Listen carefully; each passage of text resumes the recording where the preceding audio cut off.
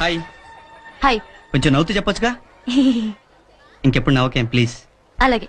నిన్నేంటి గుళ్ళు అంత అందంగా ఉన్నావు? లంగా వాడి వేయడం వల్ల? అందం అనేది బట్టల్లో ఉండదు. అలాంటప్పుడు వేసుకోవడం ఎందుకు? విప్పేయచ్చుగా. పళ్ళు రాలిపోతాయి. అవును, మీ నాన్నకి నీలాగానే కోపం ఎక్కువ కదా? అవును. పోలే, ఆయనకి మన విషయం తెలియలా. ఏంటి మన విషయం? ఏంటి? అదే మన ఇద్దరి మధ్య ఉన్న విషయం. ఏముంది మన ఇద్దరి మధ్య? ఏముందా?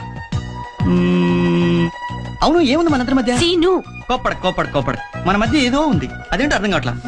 కన్ఫ్యూజన్ గా ఉంది. సీను, నన్ను చాలా టెన్షన్ పెడుతున్నావు. ఒకరోజు చూస్తావు, ఒకరోజు చూడవు. ఒకసారి మాట్లాడతావు, ఒకసారి మాట్లాడవు. ఏం అడిగినా తర్వాత మాట్లాడుకుందాం అంటావు.